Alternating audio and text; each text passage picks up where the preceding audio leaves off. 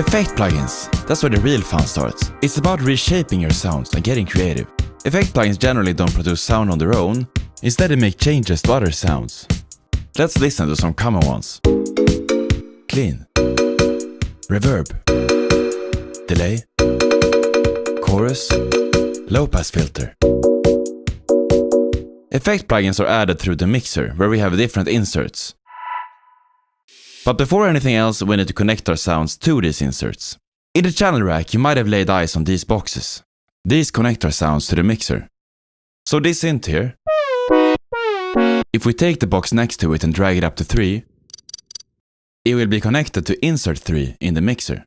So if we now go back there and play it out, we can visually see the volume when it plays on that insert. Now let's add an effect plugin. Let's click the mixer insert. We add effects to the effect slots. If you can't see them, check this setting. If we click them, we get to add our effects. Let's add Fruity Reverb 2. Now the sound has a reverb.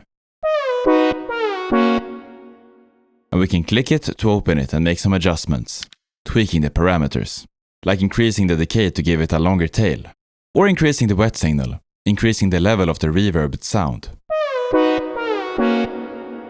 Let's go back to the channel rack with F6. Anything else you send to insert 3 will also get that reverb effect we just added. So before, after. Now there is another way to send things to the mixer that can be good to know about. I'll add a new bongo sound here. Now make sure it's selected and use Ctrl L. This automatically routes it to the next free spot in the mixer, which will now be insert 1 since we went straight to number 3 before when we added the reverb. It also renames it. I'll add a quick Fruity Delay 2 here to get some echoes on it. Nice! You can also let FL Studio do the mixer routing for you. In the last video, we added an instrument by dragging it directly onto a track. With this method, FL Studio automatically routes it to an insert in the mixer, and renames it after it. This also works if you load your instruments by using the plus icon here. This keeps things organized. To the left in the mixer, we got 2 special inserts. This one is the master.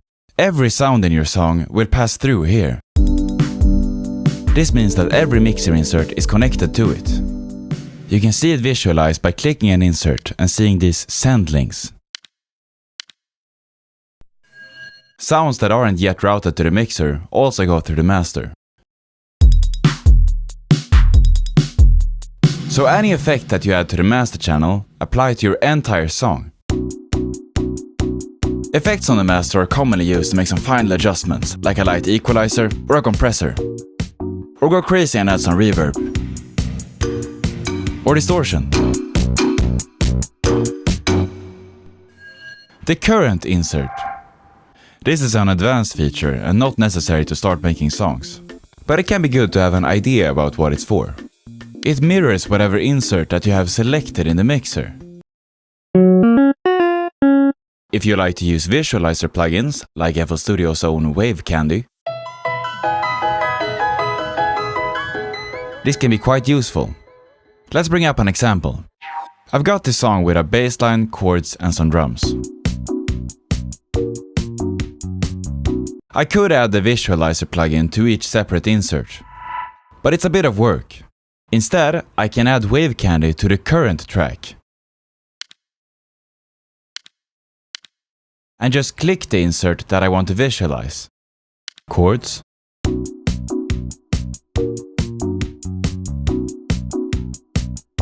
And drums.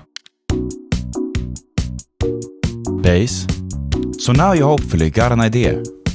There's a total of 76 effects in FL Studio, so quite a lot to experiment with. Have fun with it and good luck!